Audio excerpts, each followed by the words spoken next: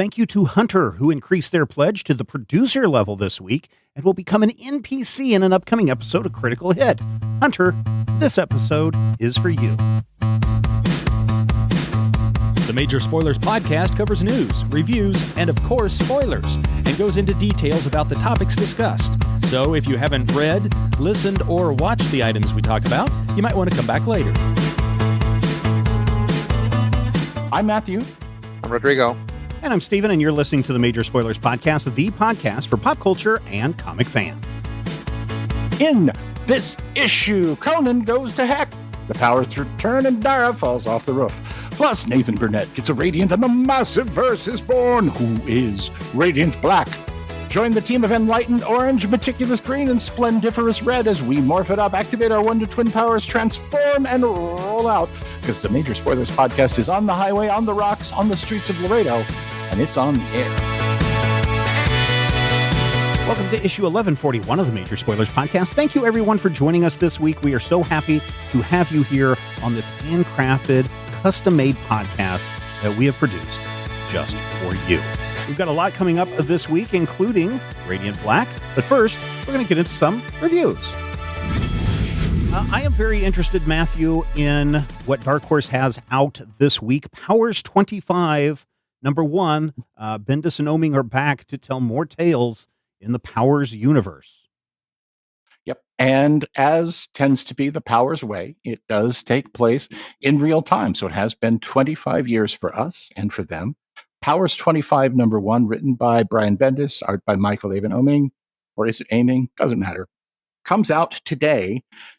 And we join the team of Detective Kutter, which is a name you may find familiar, and her partner as they deal with a mysterious Powers death.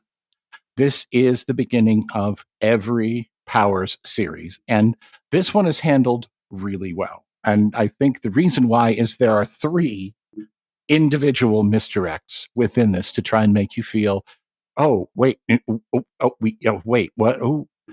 Now, Christian Walker, you may know, was the original star of Powers. He is not in this issue, but both of his partners, Deena and Enki Sunrise, are, and they are now captains. And they are now in a very different world where the Powers are part of the public zeitgeist. They're part of the world at large. They're working as police officers. They're working in Congress. They're working among us. And it makes everybody crazy. And I think the best part of this issue for me is that it feels like I missed about 10 issues worth of Powers, or 10 years worth of issues of Powers, and just picked up where the series left off. Now, that's good. That's also less good because we do have a couple of moments that are designed specifically to make us think, ooh, what's happening? What's going on? So the last page has a big reveal. And of course, as we get into the middle of the issue, we also find that Congress has passed the Christian Walker Powers Act, which attempts once again to try and define and delineate what is and what isn't a power. The main thing about this issue for me is if you've never read Powers, I feel like it gives you everything you need to know. If you have read Powers, it puts you right back into the saddle like you never lost it. It is 32 pages for $4.99, which is, I mean, by today's standards, definitely tolerable.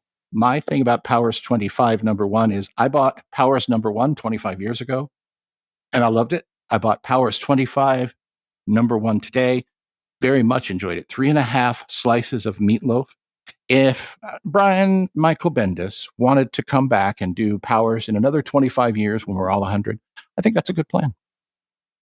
All right, very good. Also out this week from Titan Comics, it's Conan the Barbarian number 24 from the grim Jim Zub and the ferocious Fernando I think it's Dagnino, I think is how you pronounce it. If I'm off, I apologize for that. This is not a jumping on story for new readers because this is the 4th and final part of a 4-part series, a 4-part arc that finds Conan and this other guy, Zula, attempting to get out of Kishata, which is a city in Stygia. And if you're like, well, none of that really makes any sense to me. Stygia is the place where all the serpent people live. And if you know anything about Set, the guy that what is his name, Amentat, turns into a snake in the Conan movies, that's kind of where they are at. They initially went in to do some thieving because this is a point in Conan's life where he is the thief. He has not yet become a king or a conqueror. And there is a woman that has accompanied them. I didn't read the previous installments, so I don't know what her role in this story is. Spoiler alert, it's not very much. But this is really cool because they stumble into an egg chamber where all of these snake serpent people are being born, basically Medusa people. I gotta say, not having read the previous 4 issues, this issue was fantastic. I love that Jim Zub is able to craft a story that you can step into and that you can understand right away what's going on. I think Fernando might be one of my new favorite artists. His art is so good. And nothing against Dangerous Diego Rodriguez, who is the colorist on this issue. But Dagnino's art is so good. I really want to see the black and white edition of this book. That's how good the art is. I think there's some interesting twists. I like the fight sequences. It is a little bloody. It is just really fun reading top to bottom. If you are even slightly interested in Conan, what Titan Comics is doing with the Conan the Barbarian series is really cool. I did get today a look at the next big crossover arc between all of the Robert E. Howard properties, the what is it called? The Scourge of the Serpent. I read the first issue of that today as well. And again, it is so well crafted. I think people will want to pick this stuff up. So if you don't want to jump into the last chapter, pick up issue 25 when it comes out next month. But for me, Conan the Barbarian number 24 out this week from Titan Comics, 4.5 slices of meatloaf. It really is that good. Rodrigo, what have you got for us? What I got for us is Flow number 1. It comes out September 17. It's a Mad Cave book. Okay. So the premise here is there's this young woman who's like she's studying to become a doctor or to get her PhD, and she sees this girl that she recognizes, a girl that she knew when she was a girl. So this girl should be grown by now if this was a normal thing that was happening. And as this happens, we are sort of pulled into these flashbacks of how sort of our point of view character and her friends kind of tortured this girl back in the day. Bullying kind of stuff? Yeah. Okay. We don't know. The story is sort of moving concurrently, if that makes if that's correct. So both stories are moving forward at the same time. So we don't know how everything ended back when they were kids. But one suspects not well if one of the characters is sort of being a spooky apparition or something. I don't know. We don't know yet. It's pretty interesting. Characters are sort of starting to connect with each other, characters who knew each other back then. And at the end, they're like, oh no, we really have to get a hold of this person. And we sort of see that maybe that person was like the main bully in the situation. So they're like, well, if we're seeing these weird things and these weird things are happening to us, what's happening to this person, right? So it's pretty interesting. It's reminiscent. It's reminiscent of Carrie. It's reminiscent of that Mandela Effect episode of Black Mirror. And I don't say that to be like, well, this has been done before. I'm saying like, there's a rich vein to be mined here. I think, you know, if you went to school as a child, there's a good chance that you either got bullied or were a bully. And at the very least, like some of the characters in this book, were a bully by proxy by not standing up for someone, right? You just, for the sake of not going against the group, you also became a bully. And that's one of the themes that this deals with. Very cool. I like the art a lot. I'm going to give it 3 slices of meatloaf. Very cool. Thank you, Rodrigo, for that. And thank you, Matthew. And thank you, dear listener, for everything that you do. If you would like to discuss these comics or anything else on the show, you can head over to the Major Spoilers Discord server. You can join it absolutely for free. A lot of fantastic people hanging over there. There's just been some very, very nice things that were said this week that kind of pulled me out of a funk. That's the kind of community you're going to find over on the Major Spoilers Discord server. So go check that out today. So question for you guys. Almost 30 years ago, December 31st, 1995, the final installment of the Calvin and Hobbes strip ended with Calvin and Hobbes riding off into the snow saying, "Let's go adventuring." It's been 30 years. Calvin would be 36 years old right now. Okay. What happened to Calvin, Rodrigo? What happened to Calvin? What is he doing today? Oof. I suppose the answer that I would like is hanging out with Hobbes. I don't think that it was ever like outwardly spoken in the series or outside that for absolutely sure, Hobbes isn't a magical tiger that comes to life for Calvin. So I would be okay with that if Calvin still actually just hangs out with a magical tiger that only he can see. Or if he just, if Hobbes is part of his imagination, that he actually still hangs out with Hobbes. And here's why, like, the thing is that this makes Calvin, right? If Calvin starts aging normally at the end of this also makes Calvin a millennial, which means that he is probably in a perpetual state of arrested development, like the rest of us.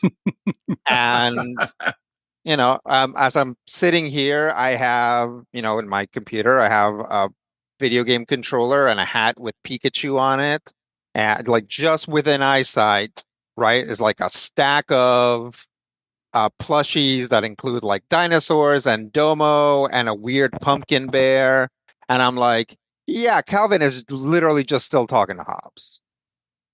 Okay. Matthew, what do you think happened to Calvin after that final installment? I feel like Calvin got married. Calvin has a kid. Who did he get married to? Somebody we never met. I mean, Susie okay. Durkins is a red herring. I feel like Calvin went off. He went to high school. He never necessarily gave up Hobbes. Hobbes was always around. Hobbes was maybe like in his closet, or when he was at college, Hobbes would hide like in the bottom drawer with the socks, and he would pop out and he'd be like, what are you even doing? He's like, shut up, I'm drinking. But he's now like 36. I feel like he has a kid. I feel like the kid is about the age that Calvin was.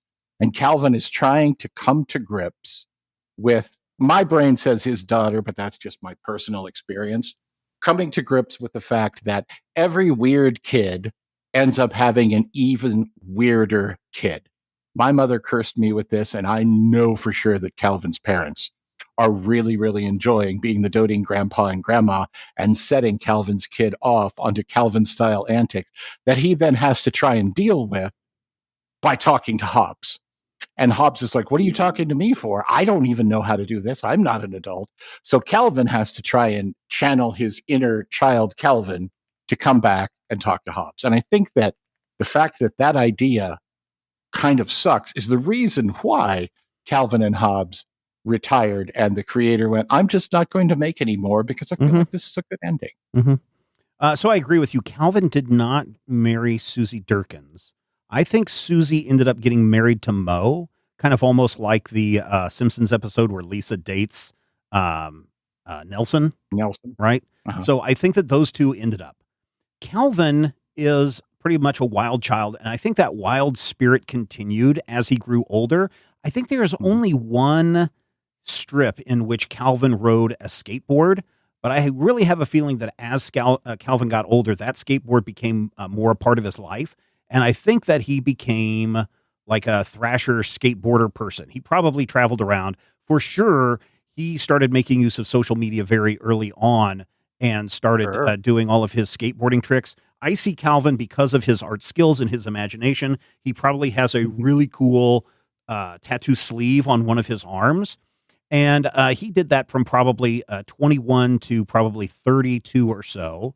And he had some success for that. But then, as he started getting a little older and he didn't heal from his wounds a lot more, he started taking his YouTube channel to something a little bit more creative. And so it moved away from trick shots and all of these things to creating little cartoons, Spaceman Spiff and the dinosaurs. And then one day he suddenly discovers, oh, I am making little cartoons, animated cartoons about my friend Hobbes. And I am injecting myself into these cartoons where Hobbes is there and they're having adventures. And it becomes a huge success because everyone is just like, this is so inventive. I remember a childhood friend. It's great that what Calvin is doing with his friend Hobbes is there. And so Hobbes is able to live on and be known by everybody because Calvin is taking that creativity he had as a kid and he is re-experiencing that joy and sharing it with the world on YouTube. And that's what I think happened to Calvin. When people come to Calvin and they're like, hey, would you like to make some merchandise of this tiger that you created? He's like, absolutely not. Absolutely not. Closes his YouTube channel and disappears entirely. Yes. So that's what I think happened to Hobbes and Calvin. Listeners, what do you think? That Discord server is open. Right now, hundreds of awesome listeners are already getting extra shows, behind-the-scenes gossip, and early episode drops. And you could be one of those people. It's just $5 a month at patreon.com/major spoilers. Don't wait until the next week's episode to join. Sign up today and start enjoying the bonus content the moment that you do. All right, we are diving into the Radiant Black Massive Edition Book 1, the first 12 issues of Radiant Black, the first year of Radiant Black. Matthew and I got in on the ground floor of Radiant Black. In fact, I may have gotten in a few days before Matthew just because they were pumping this up a whole lot. And of course, I get the review copies before everyone else does. This first issue, I was really keen on, and I really liked it a lot.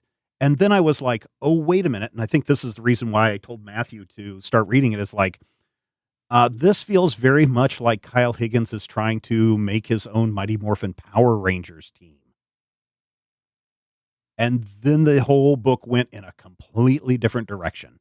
And so I'm curious, Rodrigo, what are your thoughts knowing nothing about the Radiant universe or Radiant Black? Yeah, what were your thoughts? I knew absolutely nothing going in. And my first thought, which isn't necessarily that germane to the conversation, but my first thought was like, oh, for some reason I thought Radiant Black was black. So that was a bit of a, okay, well, I guess we're following this guy with like really weird hair. But having read that first volume, I liked it a lot. Especially now, with the MCU being what it is, we have seen, definitely you guys and me as comic book guys, seen 900,000 origin stories, right? Mm-hmm. And so it's hard to watch or read an origin story that feels fresh or that feels interesting. And I was interested the whole time with Radiant Black. Yes. It's just well paced, it's readable, the characters are likable, the characters are interesting, and just the whole way I was like, oh, well, I'm done with like this particular chunk of the trade that's like an issue. I'm like, I'm just gonna keep reading. Right? It just flowed really easy, and before I knew it, I was all the way at the end. Yeah, I think one of the things that makes this really surprising is you start to read it and you're like, oh, this is just going to be another one of those tropes. Like I said, Mighty Morphin Power Rangers or any other spectrum colored team that is out there. And you've got Archie and Reggie, and these two are going to come to blows at some point. And so it's like you think you have everything figured out from the first issue or two. And then Radiant Red shows up and Nathan is put under. He's out. He's out of the game. He's like, is he dead? Oh my gosh. And now Marshall, Reggie, who, in the first issue kind of comes off as an Eddie Haskell type, for those of you who know who Eddie Haskell is. Nobody knows who Eddie Haskell is. No, probably not. That's the problem with making some of those references. But Reggie, right? You know who Reggie is from Yeah, I know Reggie, yeah. And so he does kind of come off as that kind of skeevy Reggie type, and he's going to take over the mantle of Radiant Black, and he's a total screw up. This series suddenly became much more fascinating to me, and I think kind of the same with you, right, Matthew? Yeah, and what I really appreciate, and this is something that kind of came into play based on going back to Power Rangers, but there wouldn't be Power Rangers without Super Sentai. There wouldn't be Super Sentai without Gatchaman. But there wouldn't be Gatchaman without Japanese Spider-Man. Well, Gatchaman predates Japanese Spider-Man, but sure. Okay, I'm with you. Anyway, yeah, it does. Don't even start with me. Gatchaman predates Super Sentai, which started in 1977, the year before Japanese Spider-Man. Neither here nor there. Here's the thing. I have to preface this with a stupid story that always makes me angry. Do you remember people whining about the first season of Power Rangers because Walter Jones was a black actor playing the Black Ranger, and Trini was played by an Asian actress wearing the yellow costume of the Yellow Ranger? Sure. People were saying, there were people who were, and if it was legitimately upsetting, I'm not questioning that. But having that come up and saying, oh, you made the Asian woman wear the yellow costume. Okay, you got that. This book not only throws that over the wall, it kind of undermines a lot of expectations, because when we first meet Radiant Red is a chaos goblin. Radiant Red is this just smashing crazy person who turns out to just be a nice married Asian woman from the suburbs. And we get the point where, Radiant Pink shows up and you're like, oh, well, I think I know what Radiant Pink is going to be, but you don't. Radiant Yellow kind of undermines not just the expectations of, personality powers that come with color ranger things that you see from those years of Power Rangers, but it kind of undermines what you expect from character tropes. Like, Stephen pointed out. That's why I think that it works with Marshall, because you're like, oh, this jerk, he's never going to last. Bring back Nathan. And you're like, no, he's figuring this out. He is. And eventually it becomes clear, we do see that Marshall is able to unlock the super mode with the cape that Nathan was never able to find. And I'm not saying that Nathan will never find it. I'm just saying that I'm from the future and I know that he hasn't yet.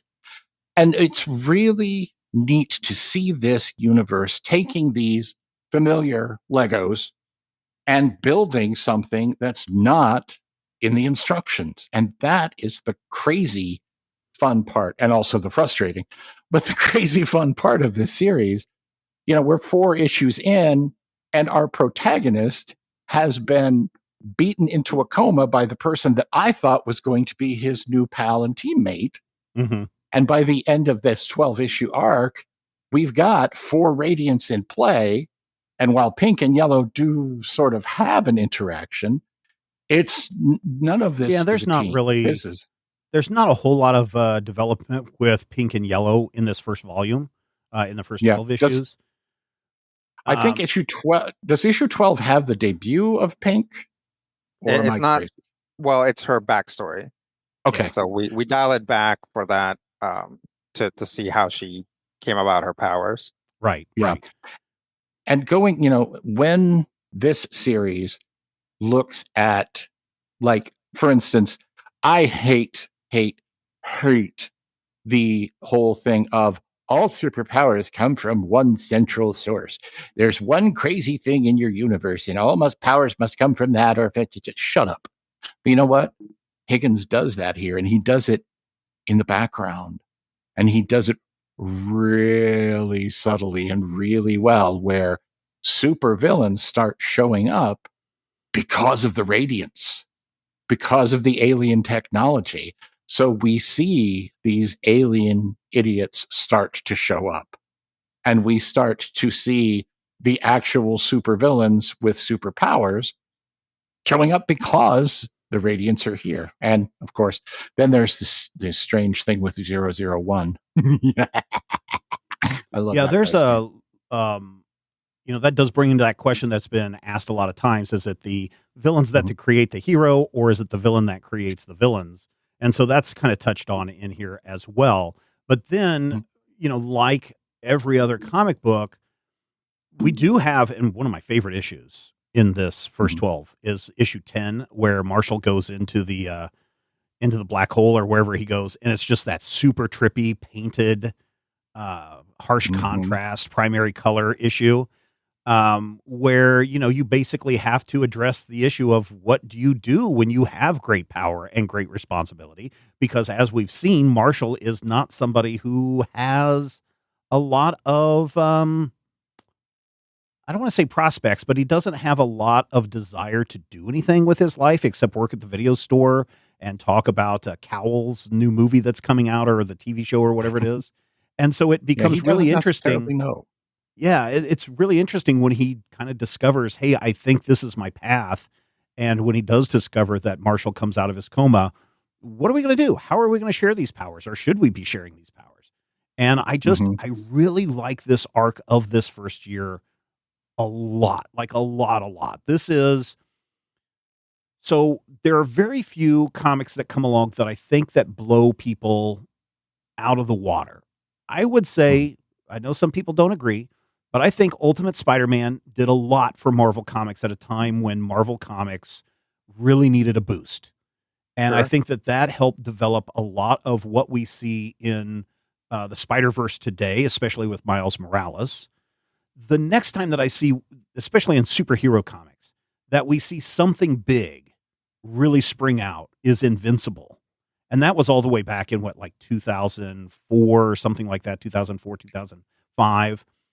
And I really think that with Radiant Black, we are seeing this generation's Invincible. 20 years from now, we'll be watching the Radiant Black animated series and playing the Radiant Black. Well, we've already got some card game. I've got a card game right here that you can go pick up today. That is a Radiant Black, kind of like a battle deck builder kind of game, Yeah. that you can play. So we're seeing the groundworks of Radiant Black becoming a really, really big thing, and to see it happen in real time is always a joy. Like watching it happening with Invincible was always a real joy to me. And so I would say that if we're trying to compare where does Radiant Black sit among all these things, Invincible is a really big property. And this is as good as Invincible, or will be as good as Invincible once a larger audience gets their hands on it. Rodrigo, agree? Disagree? I agree. No, Excellent. I agree. That's Yes. excellent. Matthew, what about you? I too agree. And also, because I, can't just say three words like Rodrigo, I think it's going to be for the right reason. The weird part about a book like this is, so this book comes out in 2021. You figure Marshall and Nathan are what, 25, 26, Something something like that. when Nathan is, he's out of school. He wants to be a writer. He's broke, so he has to come home and live with his yeah. parents. So, your So you darn figure Parker these, Luck kind of guy. right, these kids are 25 in 2021. That means they were born in 1995. So they're like elder millennials. But me, happy Dr. Generation X, not merely a member of the Generation X, but by volume, technically too. Um, I read this and everything about it feels relatable. It feels appealing. Everybody knows what it's like to have that, oh crap, what am I going to do about my debt? What am I going to, I don't know if my life has meaning. What, should I do something? Can I do something? There comes a point in life where you're just like, I have this job. And I don't necessarily love it. I don't necessarily hate it. I'm pretty good at it and they pay me to do it. So I'm going to keep doing it. And if something else comes along, sure. But do you go looking for something else? And that's kind of where Marshall is. Marshall is at a point where it's not that he doesn't have ambition. It's just that he doesn't right now need in his brain, in his thought process, to have ambition. He works at a video store. He can basically be Randall Graves all he wants.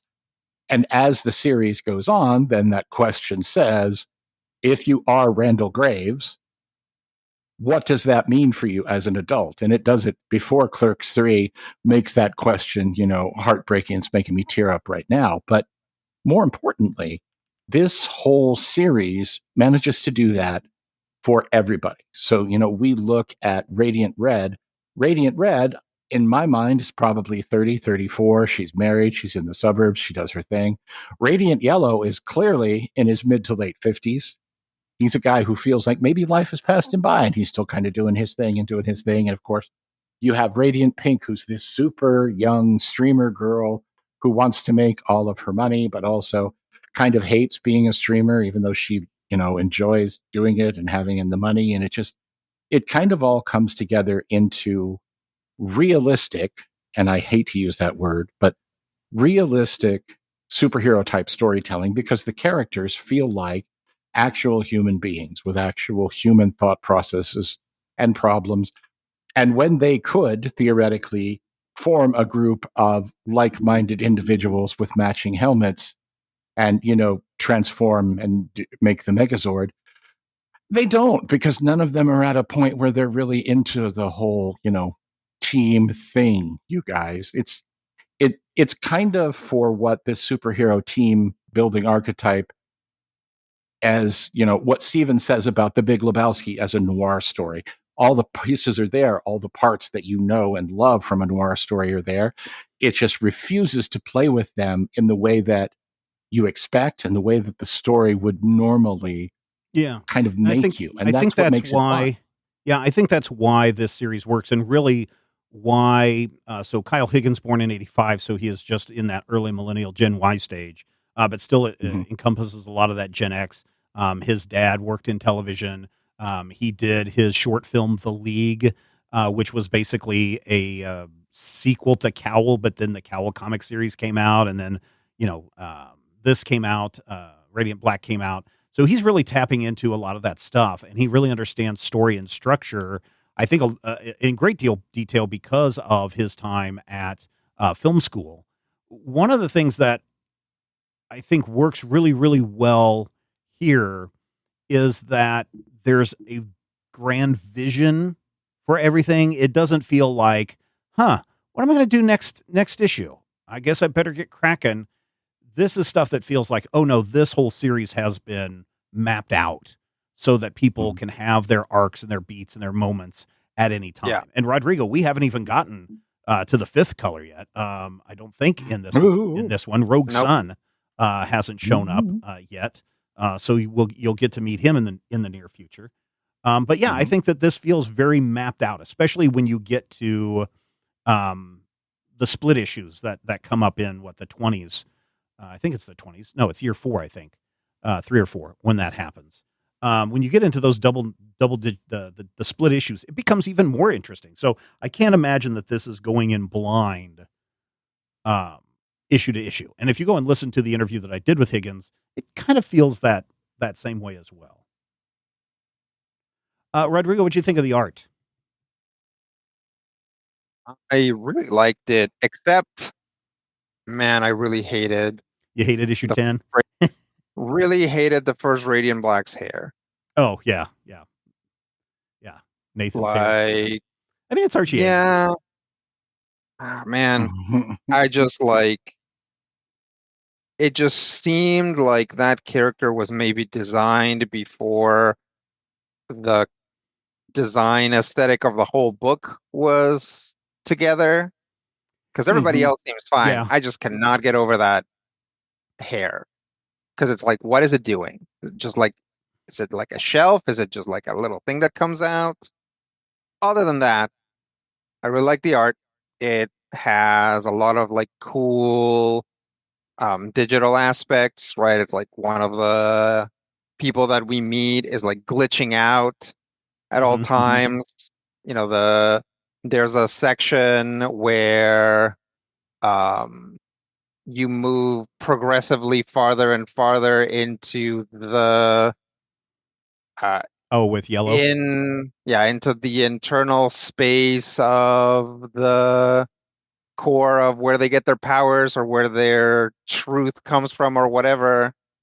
And it like the art gets like progressively more stripped down, but not in the way that you would necessarily think. It's all like very well thought out. So generally, I was very happy with the art. Yeah. Matthew, what about you? I agree. There are, I call them peccadillos, but there are points where certain bits of the regular storytelling team's art do feel out of place, but also it's a weird kind of universe. Like the issue that Steven mentioned where he's, talking to his inner robot his or inner- whatever. his big giant head in a jar. Yeah, it's like a whole issue that feels like it was drawn by Ken Stacy in 1987. And also there might have been some sandwiches involved. And that's so amazing to me. I love the fact that you do get those shifts when you exit the universe. There's a little bit of that in the stories back and forth as well. You see, I really enjoy the way the color changes every time Marshall goes to visit Nathan in the hospital, and everything is blue and gray and muted. And then he walks out and it's the exact same thing. It's his phone or his jacket or his hair. And all of a sudden the color is back. And that is one of those moments where that makes perfect sense. That feels like you're walking into a hospital and everything gets muted. Everything gets weird. Somebody is in there that you have to go and visit, and everything gets kind of turned down. I really appreciate those sorts of moments just in the production rather, and the coloring. And I feel like visually, if this book didn't have that, you'd still have a really impressive book. But it's kind of like when Stephen talks about Invincible without Corey Walker and or the other feller, Ryan Otley, isn't the same kind of book. Yeah, Ryan Otley, thank you. Isn't the same kind of book. When you see Invincible drawn in other styles, it's not as good. And part of that comes from that expectation of this is his reality and this is how it plays. And, the old story about how when Jack Kirby drew Superman, somebody went in and redrew the Superman heads so they look like Superman heads. On the one hand, from a creative perspective, I'm appalled. But the part of my brain that goes, but Superman should look like that, is like, I totally understand that. And it kind of feels like these 12 issues, especially, heavily just have, no matter who's drawing, and I think there are either 3 or 4 different artists, but no matter who's handling it, it's not a house style. It's not like you have to draw like this guy. It's here's the tone, here's the feeling, this is what you're trying to evoke. And then they get to do things in their individual styles within that framework. And it's the pink so issue. good. The pink issue is a different artist in their style. Just some really good stuff in here. The other thing, and I don't know how you guys feel about this, there's an entire language in here, an alien language that is part of the story. And so at times when Marshall or Nathan or any of the other Radiants are trying to communicate with their thing, you do get a bunch of alien language stuff. Now, I don't know if it was in the original issues. It certainly is in the trades where they have a translation from symbol to, English language letters. And so if you want to take the time to read what is said, you can do it. And I know some people will want to do it, and that's fine. For me, though, I appreciate that they did the extra work, but I like it feeling alien and weird to where I don't understand it, because that makes it more interesting to me. Now, I don't know, did you guys go and translate stuff? I never do. I never did that with Interlac and the Legion. I don't like it. I agree with you. There is something wonderful about the idea that there's communication going on that you don't get. You're not necessarily all you're supposed to be all there. powerful or all knowledge. Yeah. So when things happen in the real world, if you walk up and somebody's having a discussion in a language you don't speak, that's just something that happens. So, yeah, and I want to say it was in like the first 4 or 5 issues, it did appear in the Back matter, back back cover or something. matter. Yeah. Because there's a point in issue 3 where my brain doesn't necessarily get to translate it to where I can just read it by sight, but there's clearly a point where the language is going F-bomb, F-bomb, F-bomb, effing F-bomb. Mm. And I'm like, okay, wait. I can use this. And then I thought, no, somebody smarter than me will have to reverse engineer the language. But what about you, Rodrigo? Did you reverse engineer anything? No, I also kind of try not to do that. I think I think that's a bonus for somebody who wants to get into it. For me, it's like, yeah, if the writer wanted me to to understand this, they would have put a little translation blip under it or whatever, right? Or done the little like carrots. Yeah. There's 1,000 ways of doing it. Mhm. So yeah, if it's doing that, if it's like, something, it's like with Gravity Falls. I never looked anything up. It's like, oh, but if you look it up, then you will know. Yeah, And then I you was will know like, what's going yeah, on. Yeah. but then if you just watch the TV show on TV, you will also know, and it'll be fun to know that, right? And, Yeah. and I'm not trying to be a jerk to people that enjoy that sort of what do they call it? There's like a R, what is it? Like I don't know the. it's like a real life Oh, game like is what a. they call it. Oh, yeah. No, I know what you're talking So about. something like Not that. augmented reality, but it is like a. Yes, I know what you're talking about. A reality Oh, game. it's an ARG, right? It is like an augmented reality game. Okay. Arg. So, I know there's people that greatly enjoy those, and there are creators that greatly enjoy making those. And you can rally a whole community, right? It's like you can generate a whole community around something like that, and those things we've mentioned, Gravity Falls, things like Lost, things like Futurama. Futurama also had an alien language, and 2 even actually. though, well, there you go. And you would, it's funny because it's like something like Gravity Falls and like kind of appeals to this very like, oh yeah, let's figure out the mystery kind of thing. Like Futurama does not. Like Futurama is like, hey, let's let's laugh along at this like hilarious thing that is happening right now in front of me. I'm hungry, right? But Futurama also generated that and people were into it. So again, that all to say, it's okay if you're into it. I am generally not. I Yeah. just accept the small um bit of like the small bit of understanding I get when like characters are speaking in Spanish and there's no translation. And it's the Or correct Spanish.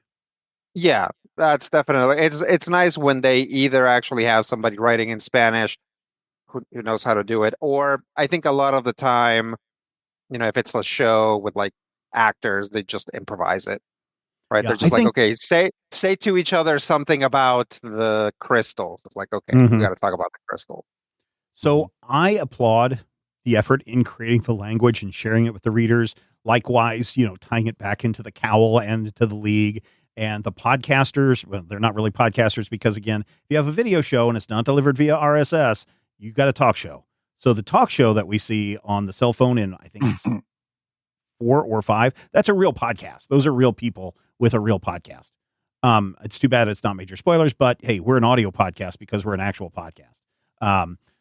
So I appreciate all those little things that people put in to the comic to make it feel, if you know, and I really, really like it. Now, Rodrigo, this is the point where you get to decide whether you want to dive into the entirety of the Massiverse or if you're just like, I'm good sticking just with Radiant Black, or no, I'm not going to read any more of this. I would be okay with reading more. Okay, because here's where things get kind of tricky, and I know that the Massiveverse actually has this on their website because of all the different things. There are so many spin out, like almost right away, there's spin out issues of what is going on, right? So, like, we get the big year one wrap up, right, which is the shift number one, and then we have Inferno Girl Red. Then we get into Dead Lucky and Rogue Sun and Free Agents and all of these other things that kind of spin out of this. But there is kind of a reading order for people that are just like, I need to read this in a specific order in order to understand where all the little bits and pieces are. Or you can just read Radiant Black, and when you need to go jump into those other series, you can jump into those other series. So some It's like people need to Hellboy. be absolutists. Yes, very much so. Some people need to be absolutists and go read these in order. And others are like, no, I'm just going to read Radiant Black. And if I need to go see what's happening in Dead Lucky, I'll go see what's happening in Dead Lucky. Matthew, where are you in this? Are you somebody that is only a Radiant Black reader, or are you, I have to read everything in order so that the entire story makes sense? I do not have any compunction to read everything in order. However, being me, I do read everything. And I have read all of the Massiveverse in fits and starts and bits and pieces. And I'll tell you, it's all worth it. But Yeah. Reading in order is overrated, honestly. I feel like In continuity. chronological order, you mean? Well, like in the Yeah, order that the it's in the thing order that came they were out, released and how they're Oh, supposed okay. to connect together. Because there's Yeah. sometimes there's incidents that happen in the Rogue Sun issue that kind of tangentially Right. tie in to what's going on into the Radiant Black issue. And then the when you first get into Massiveverse crossover the shift introduces issues and the crossovers, bring it all together. the first Massiveverse crossover, I think, comes up and introduces Rogue Sun and Inferno Girl Red before we've ever seen them. And then they get spun off into their own books, and we're like, oh, that's what that is. And I feel like that's the way you should be. You should be like just thrown into somebody's life like you bought a comic book off the stands in 1984, and you're like, oh, I wonder what this great thing is. And then you can go and dig up all the previous 80 issues. Yeah, in the so back like issue right book. after this volume, issue 12, then the reading order is the first 6 issues of Rogue Sun, then you pick up with Radiant Black number 13. So that's where it gets really weird. So if you want to go into that world, Rodrigo, it is there for you. And bottom line for me, dear listeners, if you are not on board the Radiant Black, I highly recommend you get this. This is a fun series. It doesn't deal with super heavy topics. I mean, it's not like we're not dealing with super heavy topics, but there are some things that we have to consider, like, hey, with great power comes great responsibility. What does it mean to be a hero? What does it mean when the world is collapsing around you, and who do you save and who do you have to let go? How do you deal with that grief, that kind of stuff? So for me, Radiant Black, especially this first year, is a big double thumbs up for me. Matthew, final thoughts from you. Oh, yeah. Rush right out in a buying frenzy. Radiant Black starts strong and just goes. There are it gets individual better. issues. Yeah, there are individual issues where you kind of go, huh. But honestly, I think they're in the mid 30s right now. There has yet new to be an issue just issue came of out Radiant today. Black. Was that 38? I think I want to say it's 47, but maybe 38. Let me look really quick. I may be behind. I don't know. I'm not behind because I know about Jaeger. But yes, here's the thing. Like Jaeger? Every issue, yeah, his name is Jaeger. He's got the moves like Jaeger. Anyway, Radiant Black gets better and better and better. And as it gets more established, they take bigger and bigger swings.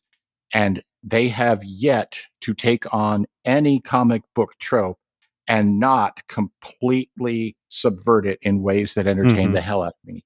And I've read more comics than any sane person ever wants to. Honestly, don't read as many comics as me. 37. Issue 37 is out this week. So, Rodrigo, what final thoughts from you? Yeah, it's a buy from me. I think that means go out and buy it, not like bypass it. I think that, again, I'm impressed, right? I'm not going in knowing what Stephen and Matthew do, but it is impressive. I also don't what is it, Kyle Higgins is not Mm-hmm. a name that I recognized immediately. So he's not one of my faves or anything like that. Although now that I've looked him up, I see that there's definitely a pedigree there. Yeah. But so I'm going in not seeing like just as a blank slate, and I'm like, oh, this was impressive. Like a superhero origin story where the superheroes are interesting, and I was compelled to read all 12 issues of it. Yeah, totally. Count me in. All right, very good. There you go, dear listeners. What did you think? If you've read it, head over to the Major Spoilers Discord server. Join in there for free. Everybody's going to wave and say hello. Jump into the comic book channel. Jump into the television channel. Talk to your heart's content. Everybody is super, super cool. And if you found value in the show, we'd love for you to join us over on our Patreon page, where you can find even more fun, including our discussion this week about Dexter, taxes, and Wondery. Yeah, there's a thing about Wondery. You can find out more at patreon.com/major spoilers. So until next time, when we are going to talk about, who knows, question mark. Remember, we know that you love comics, and we do too. Take care. If I had the X-ray vision of a Superman, I could save a few bucks and stand around and read through the covers of the comics on the stand. But although every other page would be backwards, I suppose I could still read the evens and the odds. Well, I don't know. Guess I haven't thought this all the way through. Plus, as soon as the comic book store guy knew, he kicked my butt out on the corner. What a major spoiler! What a major spoiler! Think about a better way. If I was hulking green or gray, I could just bust through that brick wall, take their comic books away. But then the little meat would deal with all the tanks and bombs and guns. Have you ever tried to read a series with all that going on? Guess I need to rethink this plan. How would I back and board my comics with such huge hands? Guess I already told ya. What a major spoiler. What a major spoiler. Yeah. What a major spoiler. What a major spoiler. If I'm stark raving rich like a man of iron, I might not be surprised to find that I might actually have the heart cold to follow an entire storyline. But would I really even need to read up on all those escapades? I mean, who needs such distractions when your sister's such a babe?